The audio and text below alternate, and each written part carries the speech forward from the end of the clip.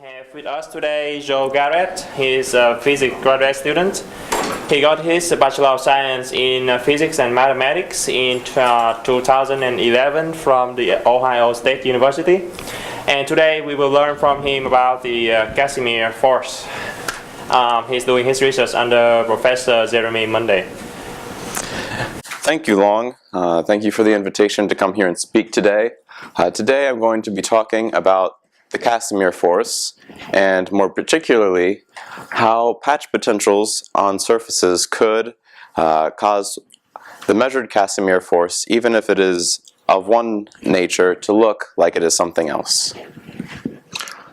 In this talk I'm going to mention 4 main points, the first of which is why do scientists want to measure the Casimir force, what makes it interesting, and second, I'm going to talk a little bit about why people are interested in the error that's caused by patch potentials.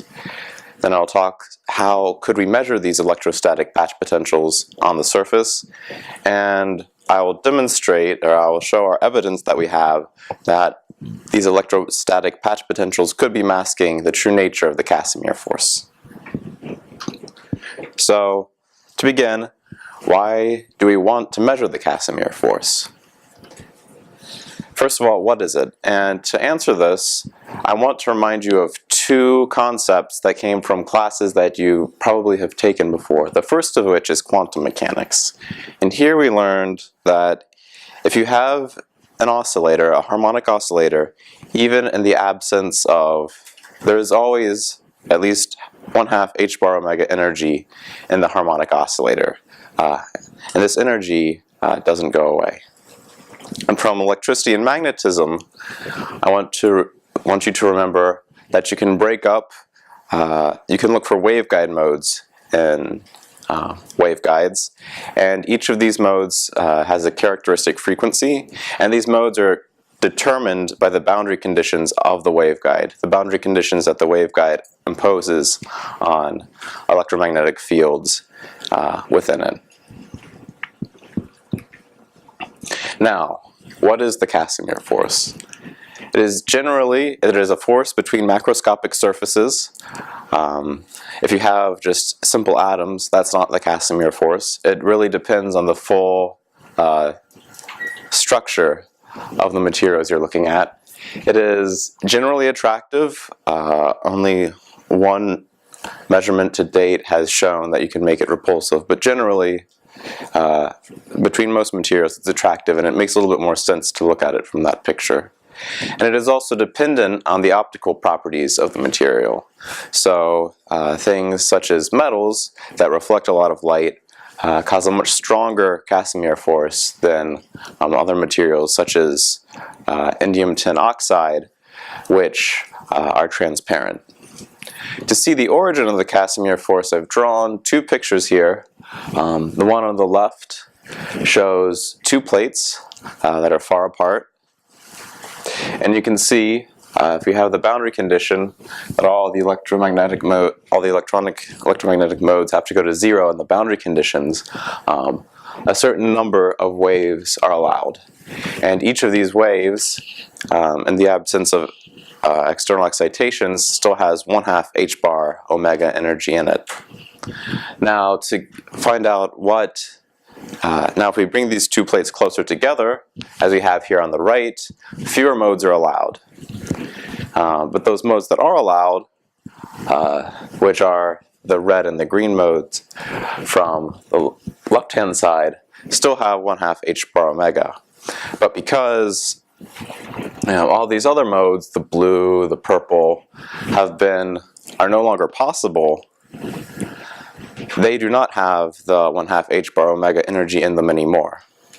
And so this scene on the left has more energy than the scene on the right, and so there's a net attractive force pulling these plates together, if they're far apart, trying to make them go into the situation shown on the right.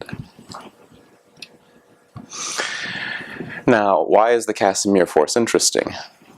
As we just talked about, its origin is rather unusual. It doesn't come from a charge or anything like that, mass or positive or negative electric charge, it comes from fluctuations. And it is really one of the only forces that has been seen that comes from fluctuations of neutral particles. And in addition, it is useful in microelectromechanical systems.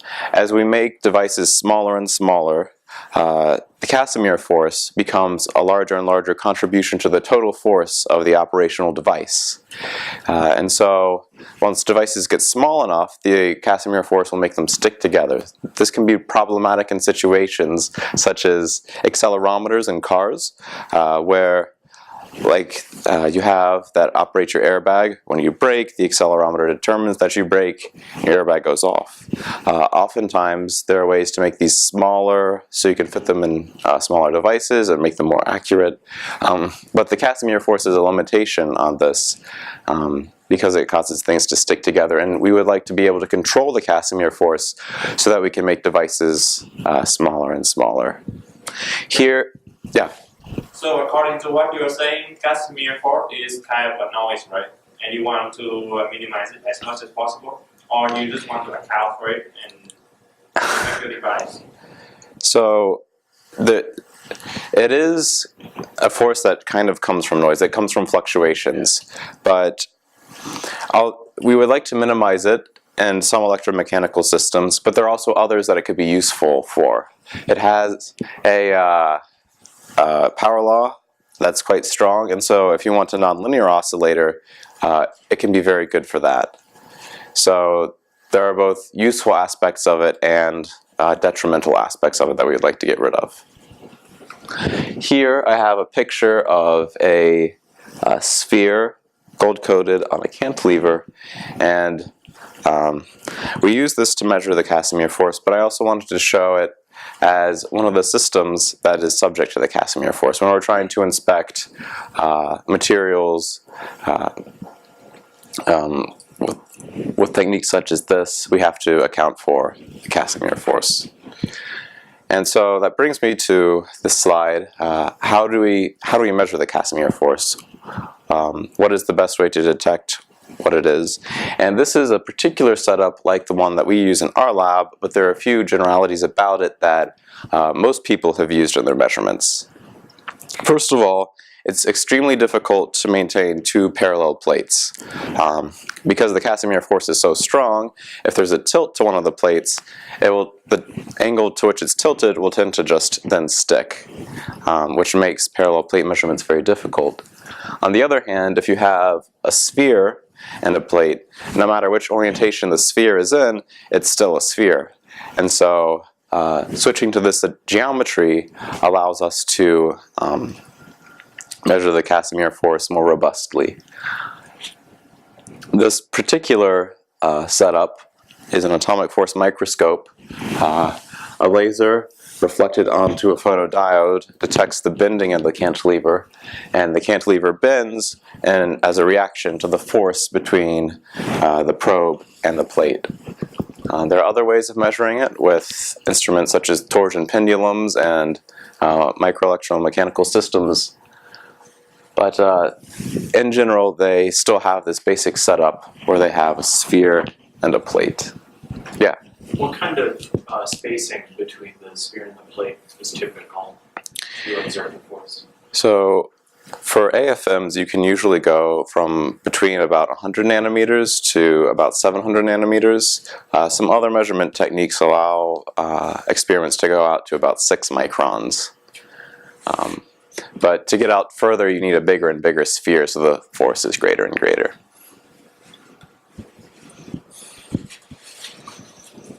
So the Casimir force measurements have improved quite a bit over time, and I'll talk a little bit about what has been going on. Soon after the force was hypothesized, Sparnay looked for it with a setup similar to what I have shown, but his error bars on the distance measurement, which is very hard to calibrate with high enough precision, were extremely large, and so he was only able to state that he absorbed a force that did not contradict the Casimir force. The error in his distance measurement was too great to claim that he saw it. Later on, In the 70s, Van Blokland and Overbeek were able to use better experimental techniques and observed both the Casimir force directly and then also one of the first corrections to it based on the finite conductivity of the metals they were using. In 1997, Lamoureux used a torsion pendulum to measure the Casimir force out to 6 microns with error bars around 20%. So this was clear enough that it has incited a flurry of measurements, the latest of which have shown agreement, have shown the measurement of the Casimir force down to about 3% with precision at about 3% of the measured value. And so measurements have increased significantly, and at first glance it looks like much has improved with the situation of the Casimir force. So why would we want to look for error caused by patch potentials? The measurements, the reason for this is that the measurements, the most precise measurements, give anomalous results. And to understand those anomalous results, I'll talk a little bit about how the Casimir force is calculated from the material's optical properties. In general, we are able to measure the dielectric response of a material at high frequencies. But at low frequencies, we don't have a good, with ellipsometry or something like that. But at low frequencies, we don't have a good way of estimating how the material works. And so we have to fill in a model that we have to get the requisite data from at low frequencies. There are 2 models people use for this. The plasma model, which views the electrons in the metal as a free electron gas without dissipation, and the Druna model, which includes dissipation through the electrons bouncing off of ions in the gas. These are both fairly old models from the last turn of the century, but they seem to work reasonably well for this purpose. The problem comes about with the most precise measurements. And these have shown that the plasma model without dissipation gives a much better result, a much closer agreement with the Casimir force than the Druna model, which includes dissipation. Yeah. And what sets the frequency scale in this measurement of the... So the frequency scale here is very broadband. All of the frequencies matter, which is why it's so hard to modify. Because the frequency is an oscillation in this little cavity. Yes. Okay. The way it works is that you have lots and lots of different modes, and the wavelength of light that matters most is about the wavelength of the distance you are from the surface. So if you're very close, if you're 100 nanometers, yeah, you get my point. Okay. Yeah, it's a problem because it agrees with the plasma model instead of the Druna model, because we know, you know, from 100 years or so of electrical engineering knowledge that if you put a voltage across a metal, you will still have some resistance in the metal. It's not resistanceless. And so the fact that these measurements agree better with a model that is essentially a room temperature superconductor is a problem. I'm sorry, what is the temperature that you make those? These are all at room temperature. Okay, 300K? Yeah. So this has spurred the search for a systematic error in the Casimir force measurements. And the first thing that most people had looked for was roughness. We know that we're not coding these spheres perfectly. There is some, on short scales, nanometer roughness overall. And because of the nonlinear force of from the nonlinear Casimir force, the roughness portions that are closer to the plate contribute much more than the roughness that's far away. And so when you add it, you get you don't get the average, which would go to 0, but you get something that's scaled upwards. And this increases the Casimir force, which would make it agree better with the plasma model than the Druna model, even if it was really true. The problem here is that this can be well characterized with perturbation theory, and it is not of sufficient magnitude to contribute the whole difference between the models. Another source of systematic error people have looked at is the distance calibration. If you don't model the metals as a perfect metal, a perfect conductor, but instead include some boundary layer, then the capacitance you measure may not accurately represent the distance between the sphere and the plate. And measuring the capacitance between the two is how we measure the distance. Here, and furthermore, the capacitance between a sphere and the plate scales as 1 over the distance. The way we measure it, the reaction scales as 1 over the distance squared, whereas the Casimir force scales as 1 over the distance cubed or so. But so that since they don't scale the same with distance, the approximate distance we're measuring might not be the same between the two of them. And finally, the point of this talk is patch potentials, and we think that they could contribute an additional electrostatic force to the Casimir force measurement. And what are patch potentials?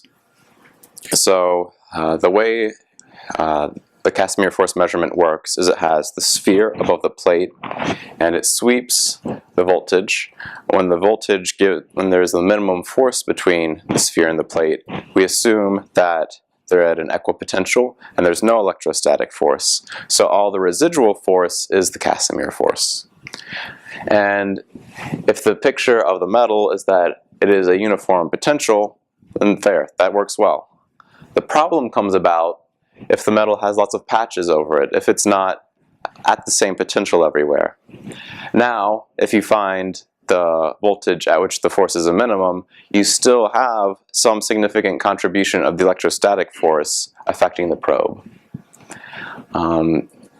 We're curious about what could be causing these patches. We know on many metals, such as this measurement on copper, there are patches that have different electrostatic potentials due to crystal orientation.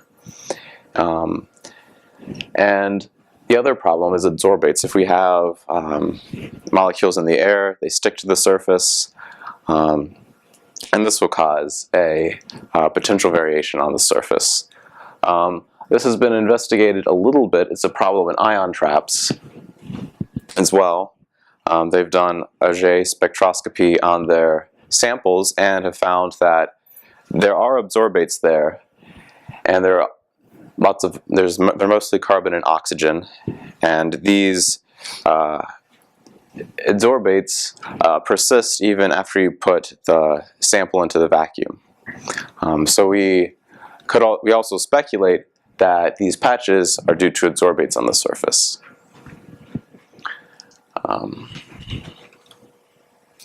Now, there's a force that comes from these patch potentials, and the force depends on the patch size. If you have large patches, or if the size of the patch is comparable to some product of the distance between the sphere and the plate and the radius of the sphere, if the patches are large, you get one distance dependence.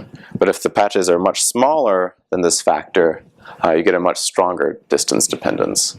And so this dependence on patch size makes it very hard to model into the Casimir force experiments. People have tried to model it, which I'll talk about on the next slide, but really this variance between the distance power laws necessitates the direct measurement of the patches. So one measurement that recently tried to just use the large patch model to estimate the patch potential contribution to the Casimir force measurement. Took a measurement, looked at a lot of data as a function of distance, and then looked at several different models for the Casimir force. These colored models come from the plasma model. This red model comes from the electrostatic force. This is the data itself in the model, and then here's the residual. And what they did was they compared the residual to the distance scaling of the patch potentials and said that because only one of these residuals scales reasonably with what we expect, then it has to be the Drude model. This controversy is solved. But because this is such a messy process, most of the theorists and the other groups who are working on this experiment were unconvinced that this had solved the problem. So this necessitates measuring the patch potentials directly, and I'm going to take a slight detour to talk about Kelvin probe force microscopy, which is a way to use an atomic force microscope to measure electrostatic patches on a conductor. The idea, I should have changed the equation since it's wrong. The idea is that the force is proportional to some function of the capacitance times the potential difference between the sphere and the plate squared, or between a atomic force microscope probe and the plate squared. Now, since it's squared, we are able to apply an AC voltage at a frequency omega, which causes the cantilever to shake at a frequency omega. And this signal is then proportional to both the driving AC frequency and times the difference between the cantilever tip and the plate. We use a feedback loop to send this signal to 0, at which point, by adjusting the DC voltage on the cantilever, at which point we know that the potential of the probe and the plate are the same, and we record the applied DC potential as the potential of the plate.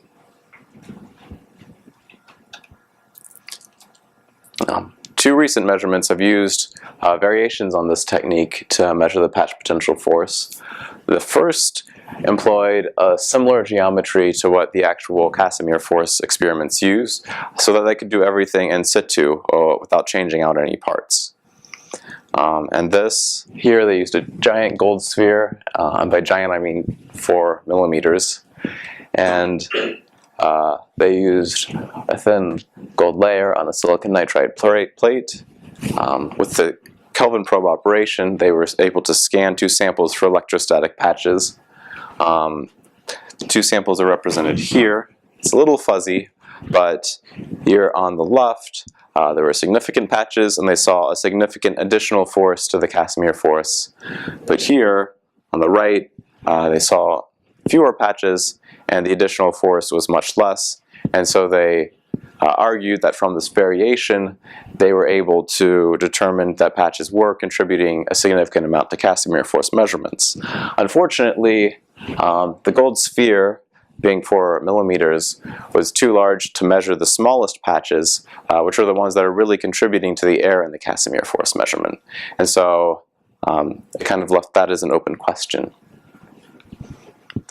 A more recent experiment used a simple method of Kelvin probe force microscopy to investigate potential patches, and patch potentials, excuse me.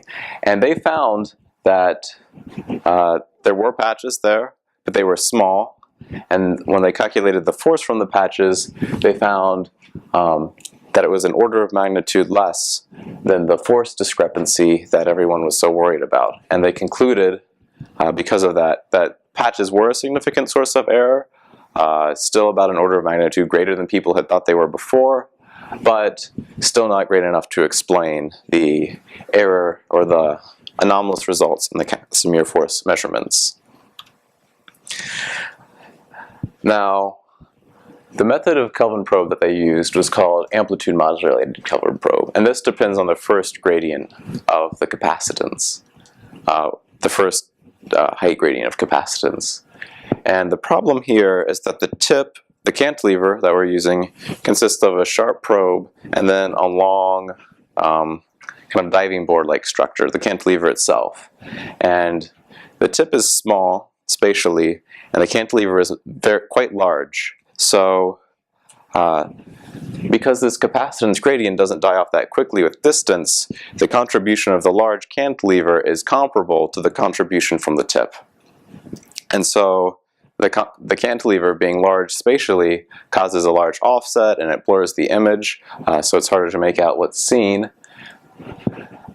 Another method depends on the second derivative, spatial derivative of the capacitance. And here, the idea is that this source of the signal has a much faster distance dependence, and so the cantilever, because it's so far away, contributes much less to the force, and really most of the signal that we're getting is coming from the tip of the cantilever probe near the surface. As an example of the measurements that we can see, a paper about 10 years ago compared these two methods. Here on the right, they used the AM Kelvin probe, and they saw that even they were not the boundary line between this potassium chloride and this gold surface was very blurry, and they didn't fully resolve the potential difference until over 400 nanometers away from the edge.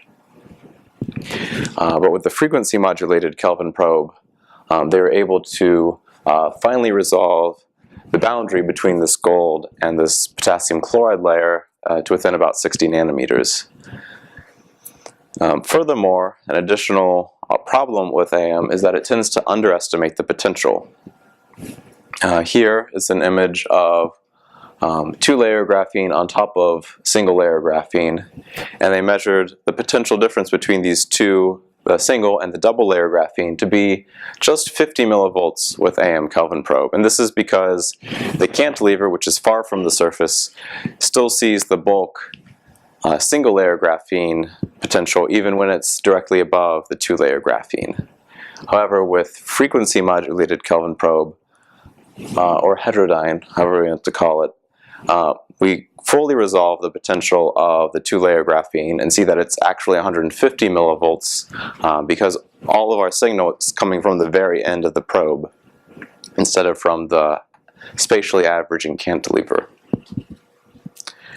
So here, in this next section, I will assert that we have measured patch potentials that could mask the Casimir force.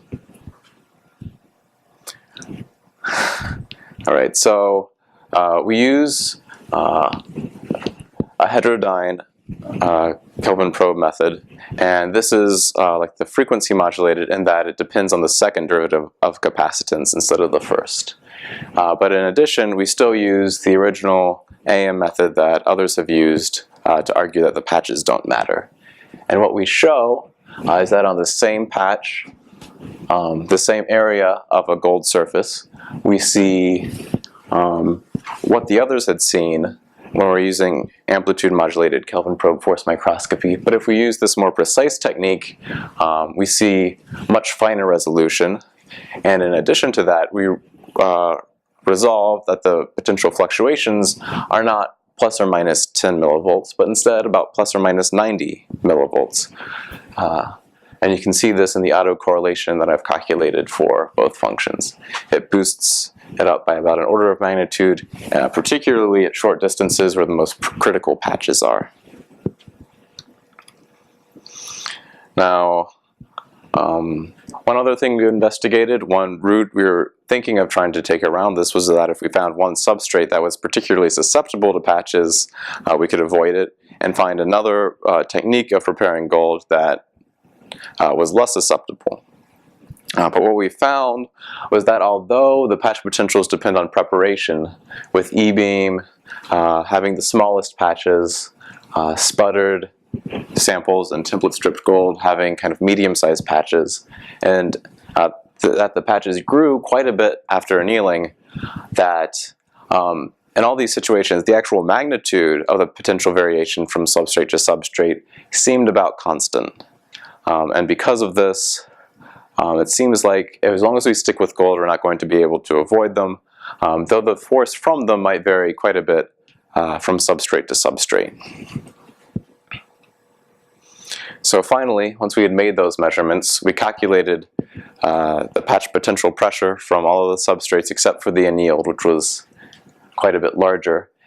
And we compared it to the difference between the Casimir force as calculated by the plasma model and the Casimir force as calculated by the Drude model, which I've plotted here. On the left we have the pressure, and this is a function of the distance between the plates. Since this is all calculations, I haven't changed it into a sphere plate geometry. But here in the blue, can you see the light blue from the back? In the blue is the range from which of the force we've calculated from the patch potentials. The thick black line is the difference in between the plasma and the Drude models. The two dotted lines were for a particular substrate that we had measured with both the heterodyne and the pure AM Kelvin probe force microscopy. And what the takeaways from this graph really are that the force we measured from the variety of surfaces is of the same order of magnitude as the plasma Drude difference that has been seen. And furthermore, that if we compare the force calculated from AM Kelvin probe to the force we calculated from heterodyne Kelvin probe, we see about an order of magnitude boost, which would bring the earlier measurements into agreement that this is a source of error in the Casimir force. And furthermore, the final point is that this spread in potentials, if you consider all the different substrates, is pretty large. And what that means is that really trying to estimate the patch potential force before an experiment and comparing it to the final results won't help that much, because the error, because of patch potentials, would almost is at a few percent, and we have almost an order of magnitude variation in the strength of the patch potential force, so it wouldn't really help the measurement that much. What must be done is measuring the patches in a particular experiment so that we know how they contribute directly. So there's still a bit of uncertainty here because, first of all, the variation in the patch potential forces we measured. The resolution we're using is still limited. Our probe radius for Kelvin probe is at about 30 nanometers, and so we can't resolve patches that are much smaller than that. I'm also cautious because the samples we have scanned are only representative. We haven't actually made the Casimir force measurements with them yet. And this is only one source of error among many. The roughness does contribute an error. The distance calibration also contributes an error. And there might be other sources. So we can't make strong conclusions about what the Casimir force is now. What we can say, though, is that patch potentials do cause some effect.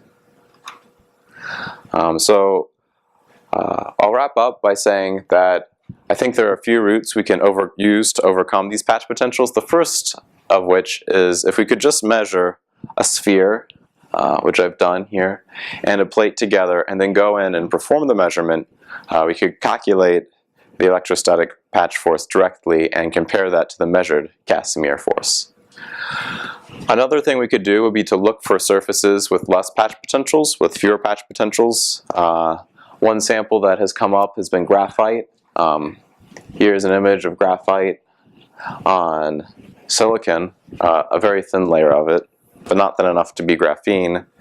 And I saw that although there are some lines of charge at the edges of different flakes of layers of graphite, that in general there are very, very few patches.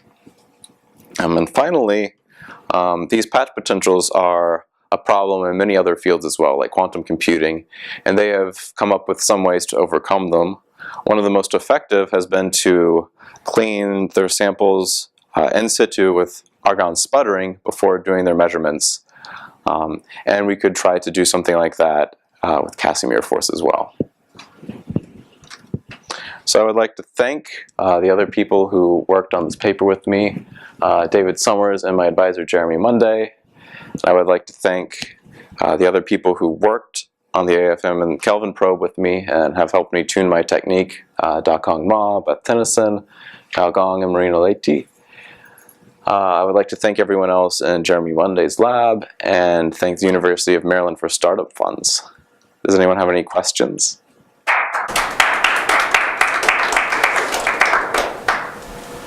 Yeah. It seems like you're measuring the patch potential for the surface. Do you consider the patch potential from the sphere as well? So that's one of the things we are trying to incorporate. We've done some preliminary measurements on the sphere, and it turns out that statistically speaking, they look pretty much identical to the plates if they're deposited in the same way, which is kind of a relief that there's not a second source of patches. And these calculations have all been done from a statistically averaged perspective. And one thing we're hoping to do is that if we measure the patches exactly, then we can use an exact solution to the Laplace equation to solve for the force instead of using the statistically averaged patch force. I'm still a bit confused about the origin of force. You said it's due to random motion of neutral atoms, is that right? Or of neutral particles? So the force, the Casimir force is the force you're talking about. Yeah. It's really due to changes. So all the modes between two surfaces will have some h bar omega over 2 energy in them. And those are, you can view them as fluctuations of the quantum vacuum, right? And as you change the distance between the plates, the allowed modes change. Fewer modes are allowed, so the energy decreases. And it's this change in energy of the quantum vacuum that causes the Casimir force. And I think what I had said was that you have to view it as kind of a whole solid state system. You have to view the material properties as solids or a microscopic object. You can't view them as separate atoms. If you view them as separate atoms interacting, then you'll get the wrong power law. Yeah, long. I guess the theory makes sense, but how do you know that it is correct? I mean, it's a prediction, right? And then still, people still cannot measure Casimir force exactly. So how do you convince yourself that it actually exists? So the Casimir force has been measured without any argument to 10 or 20% precision, which I think most people consider is good enough to say it exists. The problem is when you're trying to get to higher and higher levels of precision. If you're trying to go to anything sub 1%, which is really the debate that's going on now, then you have to consider these other experimental effects, which might contribute additional forces or additional apparent forces of that order of magnitude. Yes? It seems to me that the patch size should be dependent on temperature. Is there experiments that are, is that true first of all, and are there experiments that do it at lower temperature, higher temperature? Are there changes in patch size? Or? So we haven't looked at the temperature dependence of patch size. Experiments that have done Casimir force measurements at liquid nitrogen temperature have seen very little change in the total force, which is also unexpected, but kind of a different issue, and patch potentials might tie into that as well. We did see that on the sample that we annealed, the patches get much larger. And so if patches grow and don't shrink, that could definitely indicate a temperature dependence of patches. It really is a mystery of what they come for, because since they change with temperature size, you think, it's crystal size that's changing. But then, I didn't mention this, but people have done measurements in the cold atom community on single crystals looking for patch potentials, and they're there too. So it's hard to figure out what's actually causing them. Is Casimir force the current limiting factor of micro devices, or is there another limiting factor? There are other limiting factors. I don't know if we know enough to say what's dominant, because things are dominant in different situations. But if you're operating in vacuum, then probably yes, if it's uncharged materials that you're working with. But if you're operating in ambient conditions, you have other problems like the small water layer on essentially everything will cause materials to stick together as well. And that's even harder to control and predict. Yeah? This is more of an experimental setup question. It seems to me that the cantilever is constrained in one dimension. So why are you using a sphere rather than, say, like a hemisphere or a cylinder? So honestly, we could switch to a hemisphere. That wouldn't hurt too much. So the tricky part there is just keeping everything The same, make sure the back of the hemisphere is coated, and then part of the reason that we don't have spurious effects from the cantilever is that the actual surface we're measuring is so far away because it's a sphere. If we went to a hemisphere, we'd have to make sure we maintained that distance between the area of interaction and the large cantilever. If there are no other questions, let's thank our speaker again.